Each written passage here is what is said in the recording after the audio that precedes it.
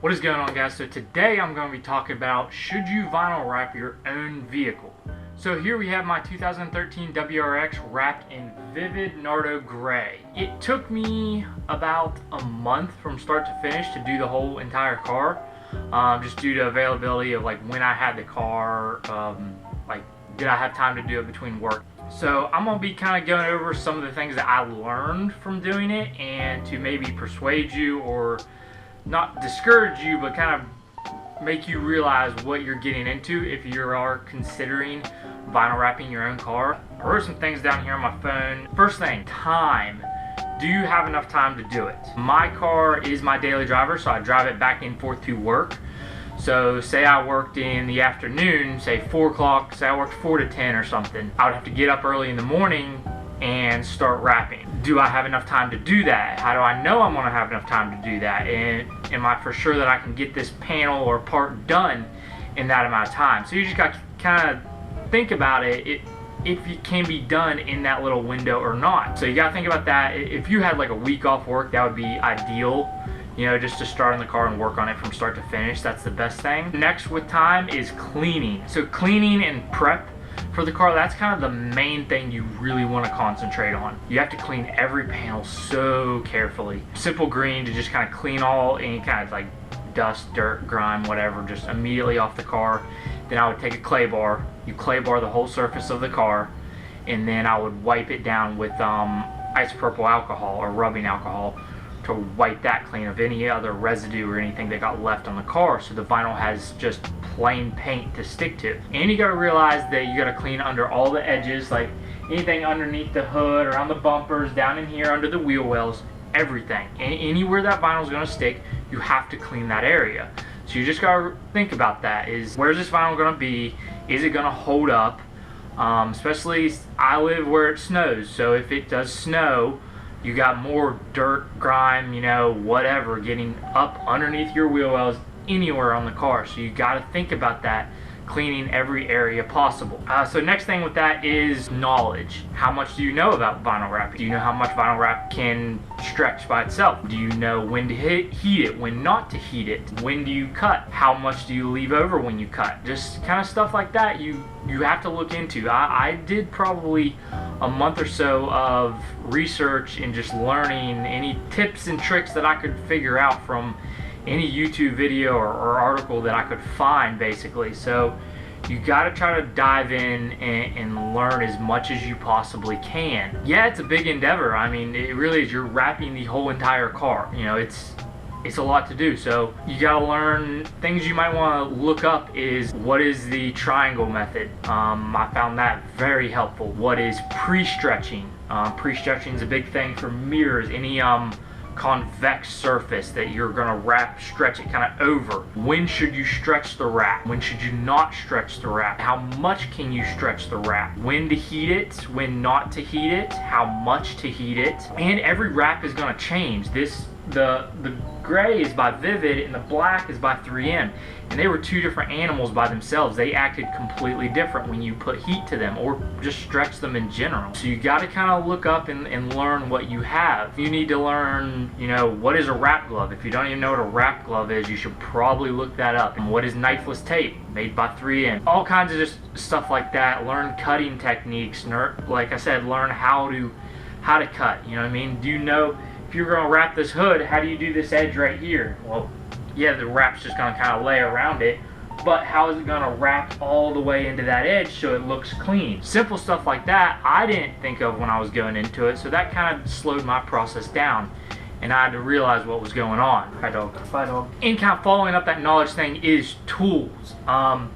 You have to look into the tools that you're going to be using. I can show you guys some here what I have and use to do this car, but there's a lot of just basic stuff. It's not just a knife and a squeegee. If you're a professional wrap installer, all day long you could do a car like that, no problem. But there's a lot of tools that make your life a lot easier, and I'll show you guys what I use. And this stuff right here, I would probably never wrap another car again without these tools right here. Definitely need a heat gun. Hair dryers just don't cut it. They don't get hot enough and they don't get hot enough fast enough. Another thing you need is just some tape. This is just blue painter's tape. It's really good for taping off edges, like around the door or something, wherever you're going to be cutting. just in case your blade slips and maybe nicks another panel or whatnot. It's just kind of like a safety layer, to be honest with you. More common things like a knife. You always need just a little X-Acto knife and get a bunch of blades. I went through probably 3 or 4 full blades on this guy right here. Wrap glove. So this thing it's very soft. It just allows your hand to glide over the wrap instead of getting from the oils from your fingers on the wrap, to where you can use your hand as a squeegee and you don't have the oils making your hand stick on like a hard surface like that. And so a squeegee, this one is a little different than probably your cheap squeegees you may get free with some car kits. This one has a felt tip on it, so it's actually very smooth. Came in really handy. Just always good to have when you're wrapping everything. Like I said earlier, when you're prepping the car, clay bar. So always get a clay bar. It's just something good to have just in general if you're a car guy. So this is like a snitty tool. Basically, you can cut your vinyl. If you lay your vinyl the whole size of the car, right, and you're only going to do like one panel, you need to cut some off. Instead of using scissors, you use a snitty, right, and the vinyl just runs in between here. You got no worry of your blade ever touching the car because it has a buffer on each side. Another thing is magnets.